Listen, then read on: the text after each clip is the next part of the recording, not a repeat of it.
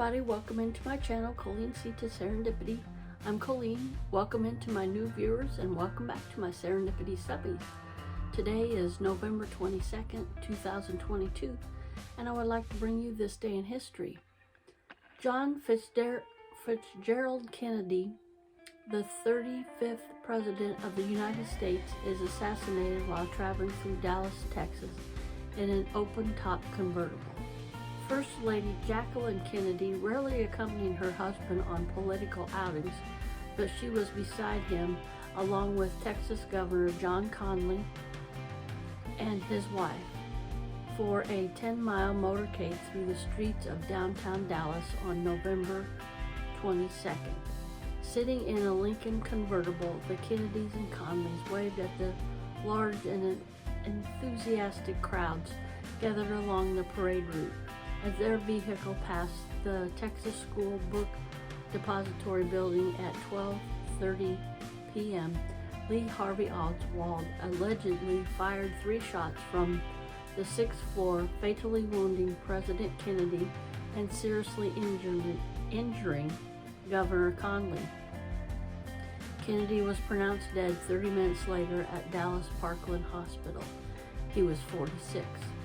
Vice President Lyndon Johnson, who was there 3 cars behind President Kennedy in the motorcade, was sworn in as the 36th President of the United States at 2:39 p.m. He took the presidential oath of office aboard Air Force One as it set on the runway at Dallas Love Field Airport. The swearing-in was witnessed by some 30 people, including Jacqueline Kennedy, who was still wearing clothes stained with her husband's blood. 7 minutes later, the presidential jet took off for Washington. The next day, November 23rd, President Johnson issued his first proclamation declaring declaring November 25th to be the day of national mourning for the slain president. On that Monday, hundreds of thousands of people lined the streets of Washington to watch a horse-drawn carousel bear Kennedy's body from the Capitol Rotunda to St. Matthew's Catholic Cathedral for a requiem mass. The solemn procession then continued on to Arlington National Cemetery, where leaders of 99 nations gathered for the state funeral. Kennedy was buried with full military rites on the slope below Arlington House, where an eternal flame was lit by his widow to forever mark the grave. Lee Harvey Oswald was born in New Orleans in 1939, joined the U.S. Marines in 1956. He was discharged in 1959 and 9 days later left for the Soviet Union, where he tried unsuccessfully to become a citizen.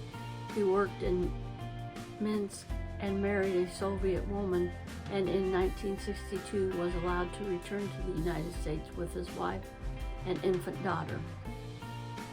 In early 1963, he bought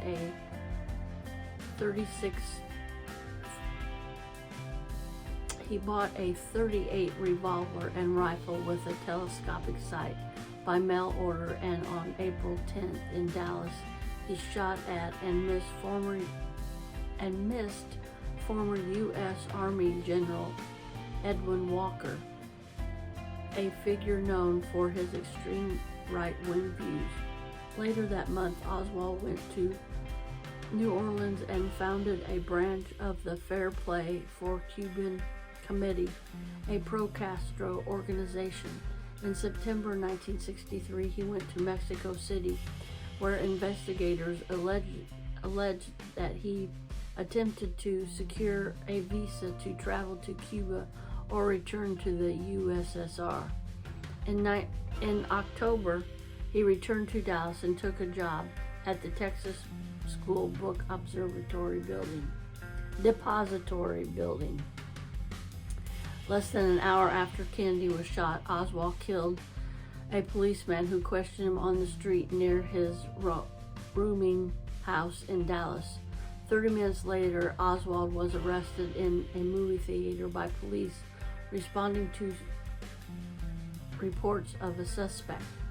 He was formally arraigned on November 23rd for the murders of President Kennedy and Officer D.J. Tippit.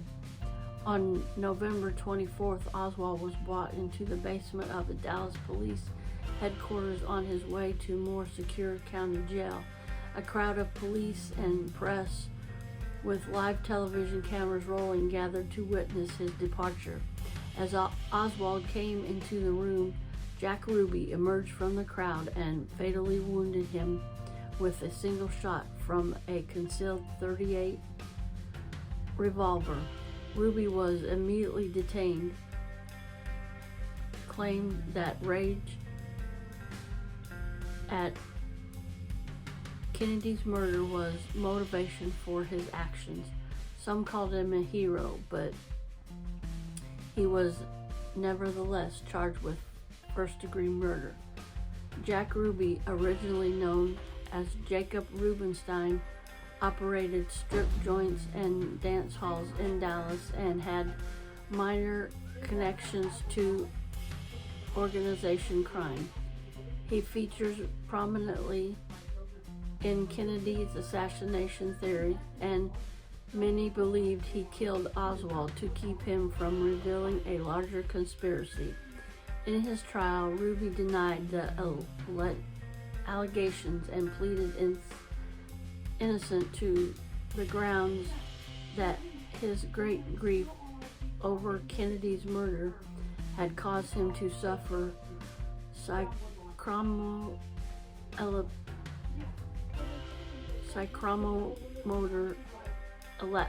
epilepsy and shot Oswald unconsciously. The jury found Ruby guilty of the murder with malice and sentenced him to die.